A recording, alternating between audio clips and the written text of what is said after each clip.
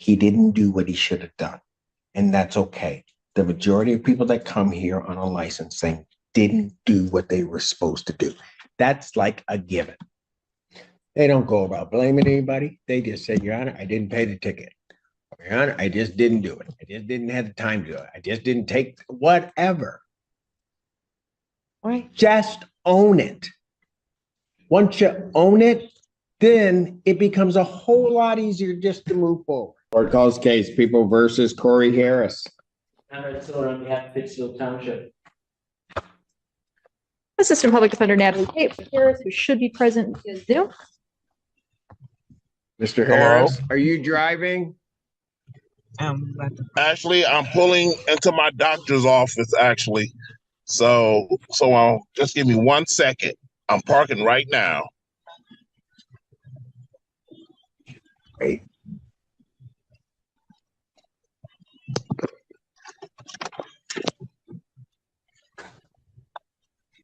You stationary? I'm pulling in right now at this second. Yes, I am. All right. What are we doing? Your Honor, we are respectfully requesting an adjournment in this matter, up possibly 2 to 4 weeks if the court would allow. Okay. So maybe I don't understand something. This is a driving while license suspended? That is correct, Your Honor. And he was just driving. And he didn't have a license.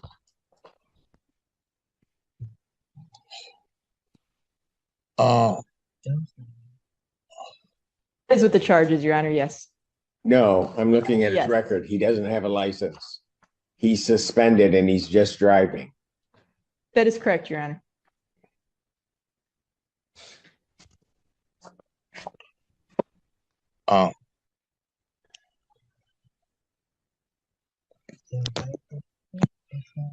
Hello?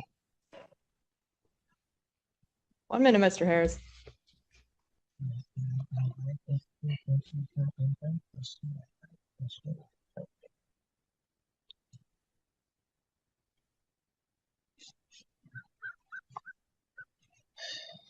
I don't even know why he would do that. So defendant's bond is revoked in this matter. Defendant is to turn himself into the Washington County Jail by 6 p.m. today. Failure to turn himself in will result in a bench warrant with no bond.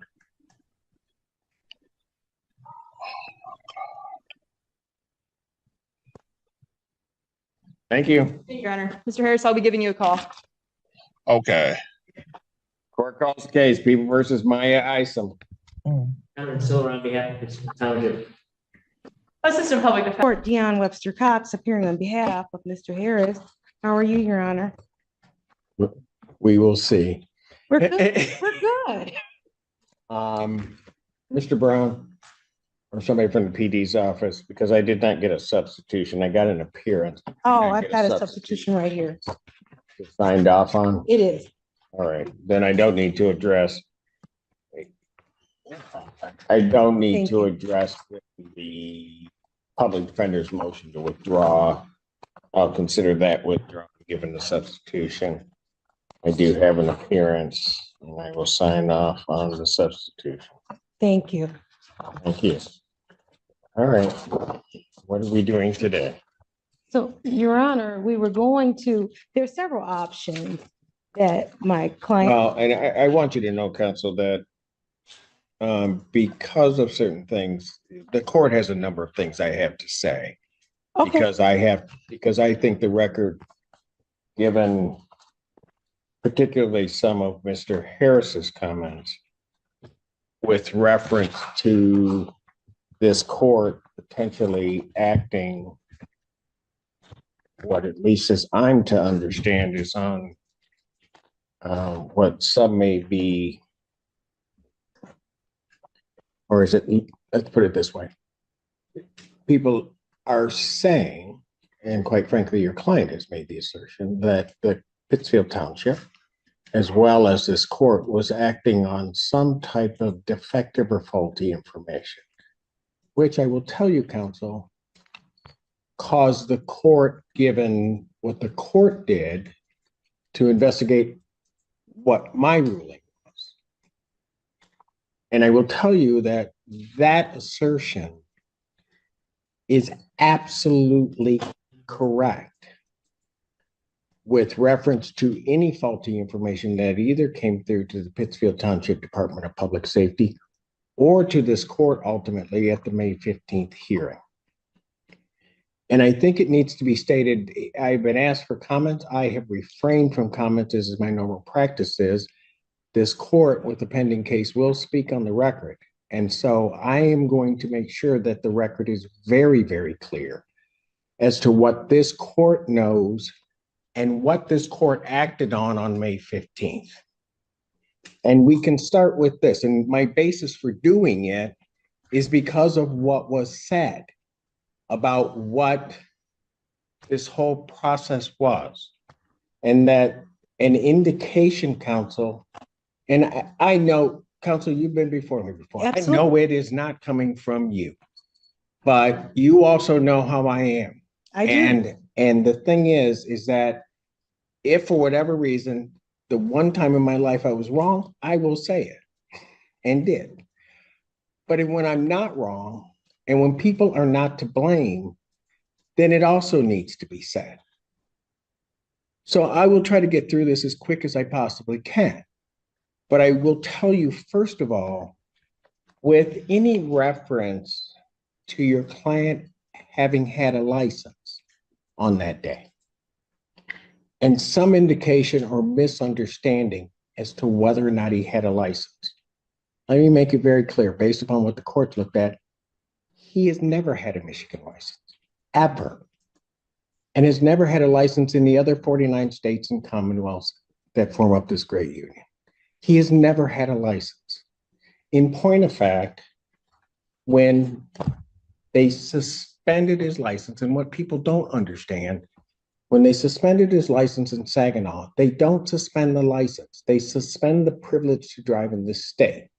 Hence, for example, if he had had a Kentucky license, he would be able to drive everywhere that Kentucky would allow him to drive. He just couldn't drive in Michigan because his privileges had been restricted. I know you know that, but that wasn't at all said. But it doesn't matter because he didn't have a license ever. There is also then, and I will, when it is necessary, come to the defense of my sister courts, and I will come to the defense of Saginaw. They got a great chief judge. Chief judge answered the question.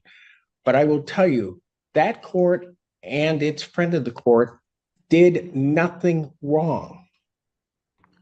His license was, his driving privileges, better stated, were unsuspended in 2022.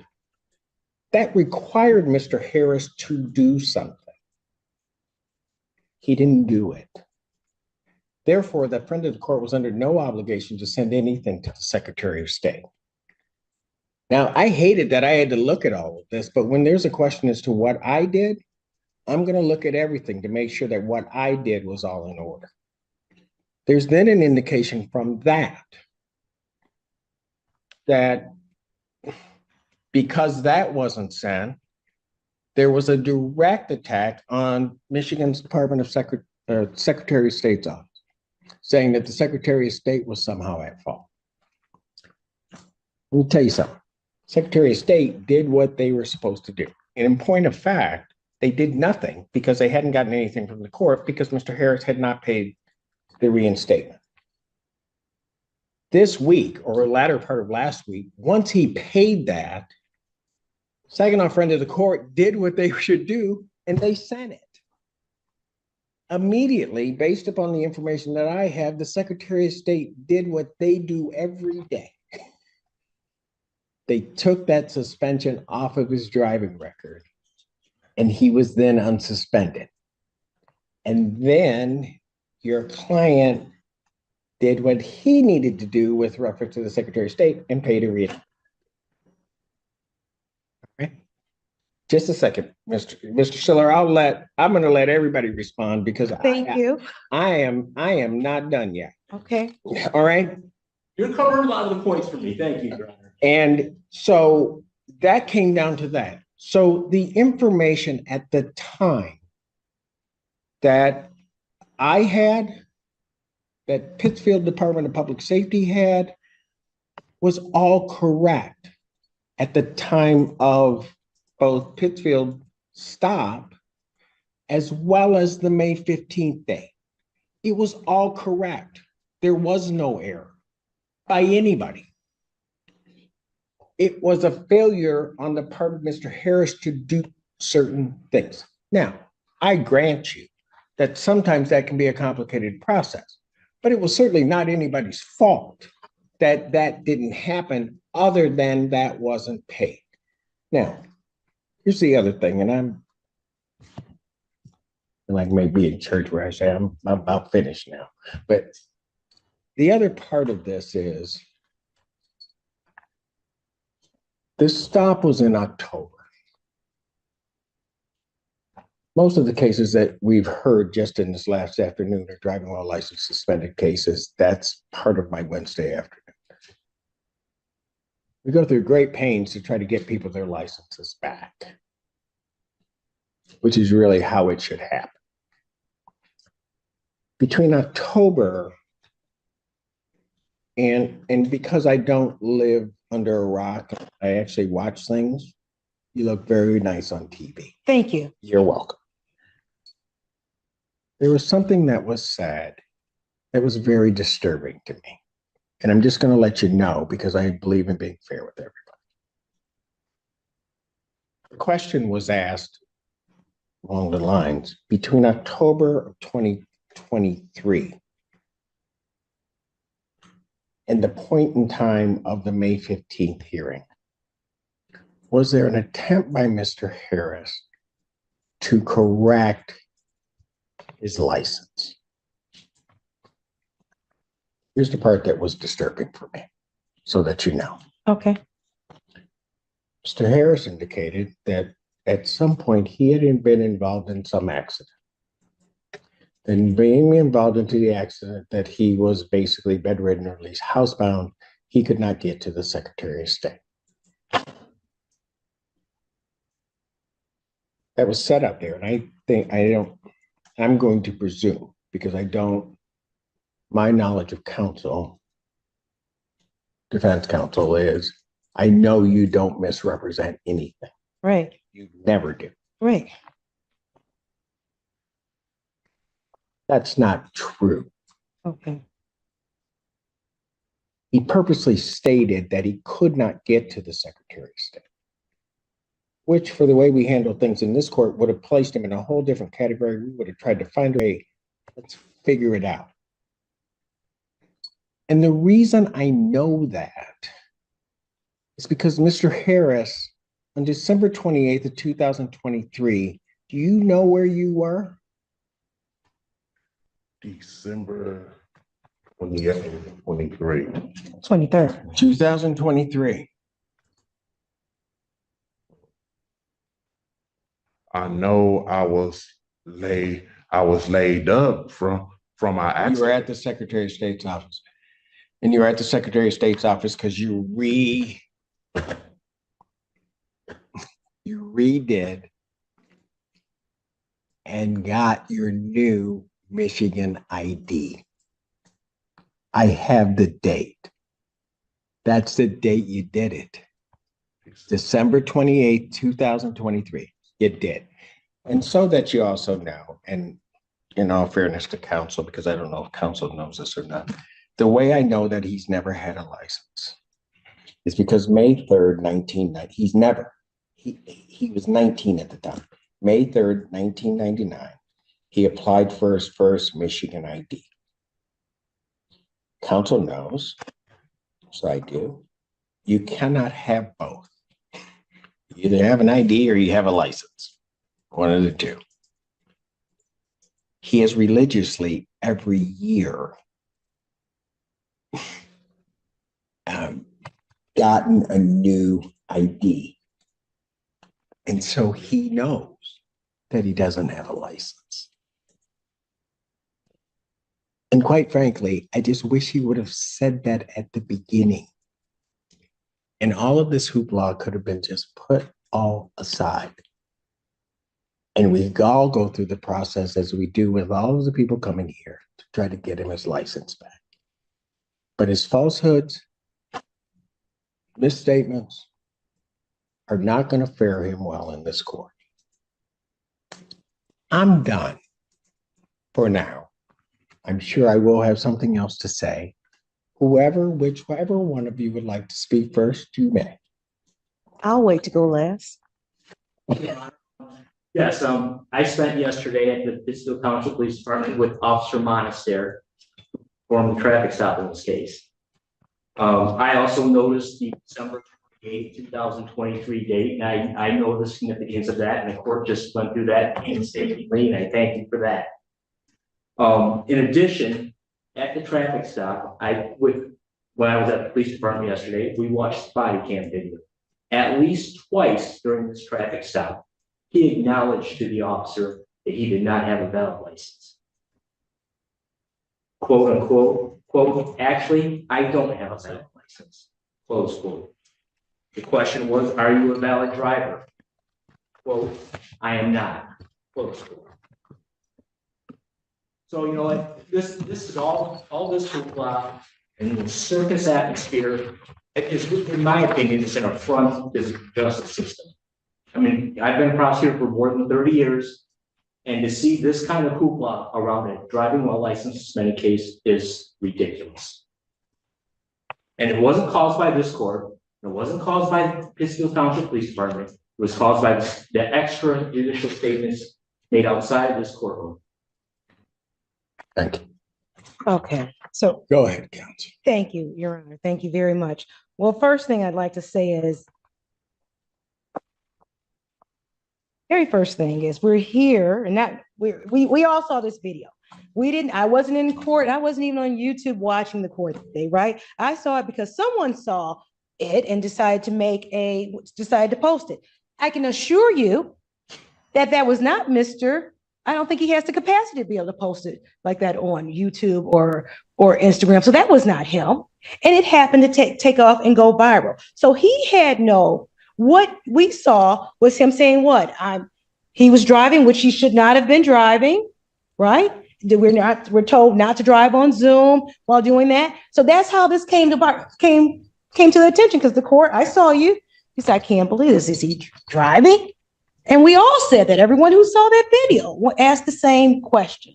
And that it became a joke. It became a complete joke.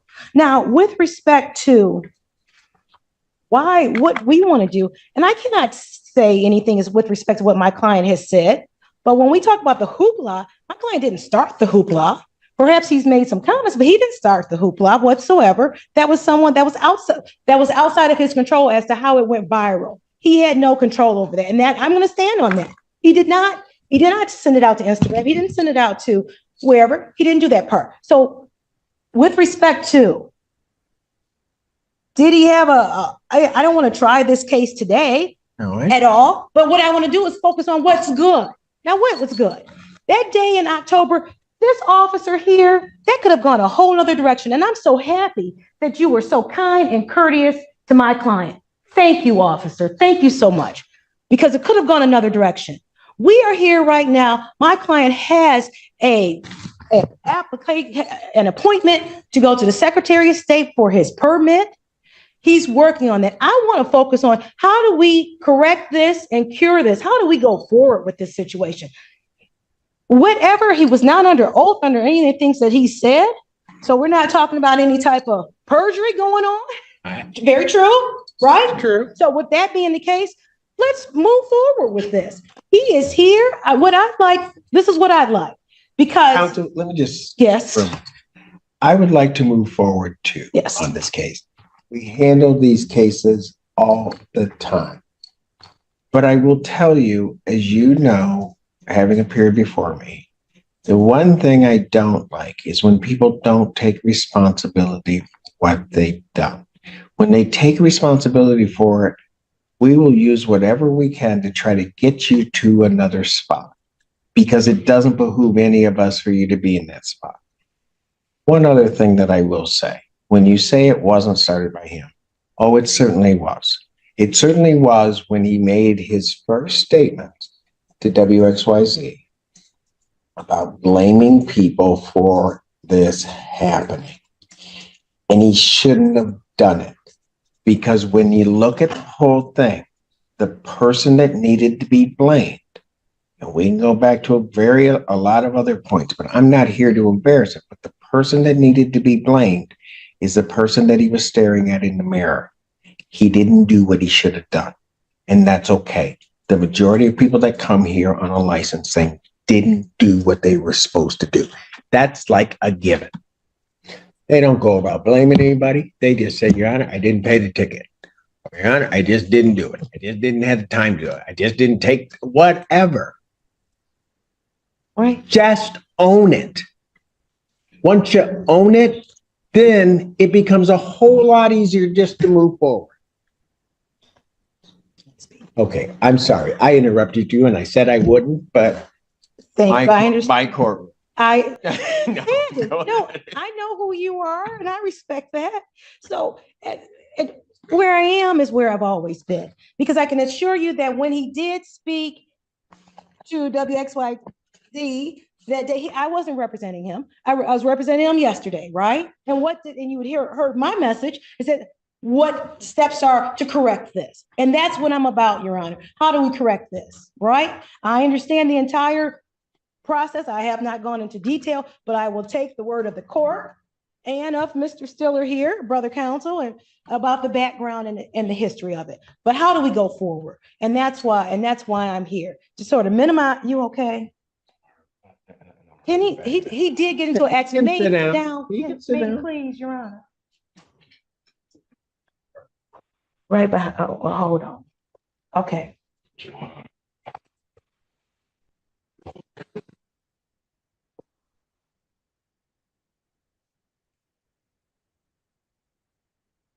And now that's real. That's a real injury. I have no comment.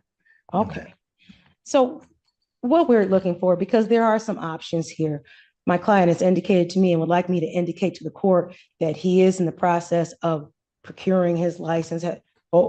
Hopefully that privilege will be available to him, but he does have, as you stated earlier, and I have the receipts, he did pay the reinstatement fee. Those fees are paid. Anything that was out in the previous court, those fees have been paid, and I've been presented with those receipts. In addition, on tomorrow, he's got his permit test coming up, and then after that, because he's an adult, he's working on it so that he can take advantage of the offers that are available, because as you say, this court does want to help. Absolutely. And with that, because my client was in an accident, and I haven't seen the medical records, but because of some of the things it could be, I don't know. But sometimes our memories get a little foggy. Now, am I going back to 1999? No, I'm not. But I'm just saying that I'm saying from this day forward, he is working diligently to take the steps necessary to get this driver's license so he can take advantage of the generous offer. Thank you. Yes, ma'am. Yes. Yes, Mr. I hate to Summers. say this, Your Honor, one additional thing. I think Fletcher Cox and I need to approach the bench. It may involve Mr. Allen. Who's Mr. I Allen? know, because I know what it is. Okay, thank you. Well, who's Mr. Allen? That's my bailiff. Oh, I will give out whatever date I can. okay. Counsel, you probably didn't know this, and I wasn't sure where the prosecutor was going to bring. He's got a warrant. No, I did not know. Yes, he has a warrant for his arrest. A bench warrant out of Allen Park. Allen Park. Mr. Allen. 24th District Court. Okay. The shocking thing about it, for a driving while license suspended, that he didn't take care of. Okay. Well, like I said, he So- wants to handle. So He's what it dedicated. is that, and it's a valid warrant. I happen to be within their radius of pickup. Now, having said that, I don't know if they will pick him up. Okay. I will say that when he What should have happened, I'm not going to go through and try to figure out whether it did happen.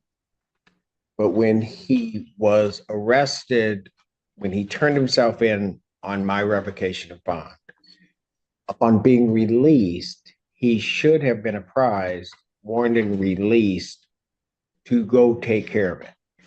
I don't know whether he was. I really don't care whether he was or not. All I know is that was back at mid-May, and it hasn't been taken care of. And it's still valid. I was hoping maybe that somebody was going to try and take care of it, because I'm sure if you had known, they would have been done.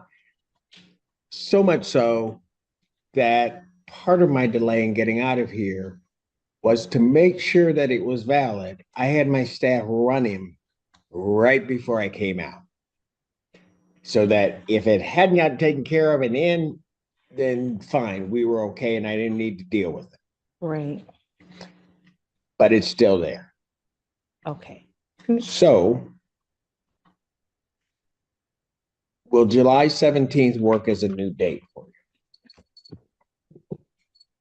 Come back, because as I understand it, he is right now not licensed. So if he goes in on Thursday, gets his permit, he's got to drive for at least 30 days. Apparently he knows how to do that part. Sorry, that was Adam. I'm sorry, I didn't need to say that, but he knows how to do that part. But then he's got to go back, take the test, Right. and then he can do that. He may be able to accomplish it in that time, that 45-day period. If not, I mean, counsel, I just want him to have a license. We all want the same thing. One moment. So the 17th, it may not be me, it'll be another attorney from my office who can. Well, I don't I'm want in that. trial. I don't want that. You want me? Yeah, Okay. I know. You'll never hear me say that. Okay. But I don't want to go through this whole, you understand it. Right. No, I get it. So I started trial on the 15th and What's my date after the 17th? August 7th. What about August 7th? We can just put it out and then he can do what he's gonna do or not do what he's gonna do, but he should be able to. August 7th at 1 o'clock, or would it be at 9 a.m.? I will set it at 9. We will send an invite now that we have your appearance. So you'll get a direct invite from us as to what time slot he's. Okay, and then I just need one moment to talk to my client. You want to Yes. tell me something? August 7th at 9 a.m.? At 9 a.m. I'm gonna take him into custody on the warrant. The only question that I have, and the way I look at the warrant, the bond looks like $500. Okay, Two things. First, I don't know whether or not they'll come get him. If right. they don't come and get him, we'll release him. We're not gonna hold him. If they are coming to get him and he's gonna be held, the only question I would have for you, counsel, is do you want me to set a nominal bond on this so that he gets credit, or do nothing and not worry about it? I'll leave that up to you.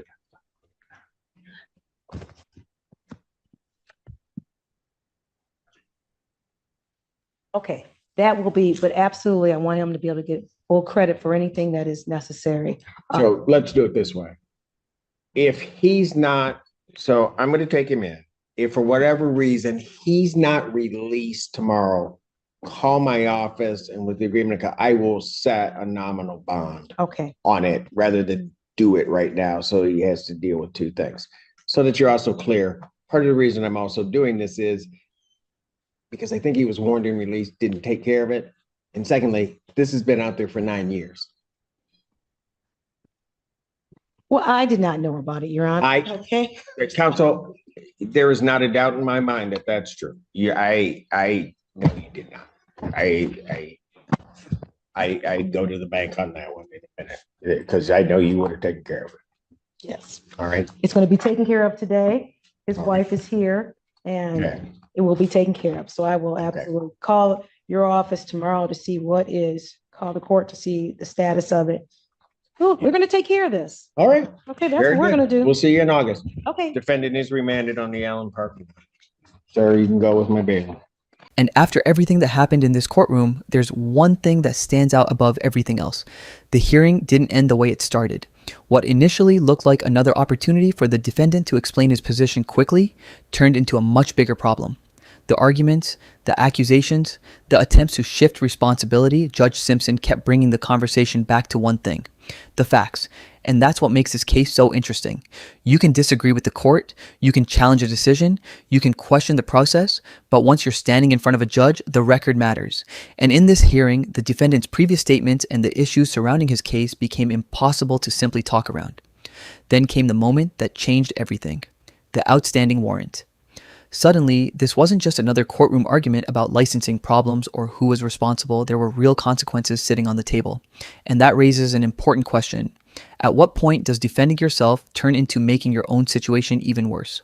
Because from the outside, it can be easy to keep arguing when you believe you're right. But inside a courtroom, every decision has consequences. And Judge Simpson made it clear that repeating an argument isn't the same thing as proving it.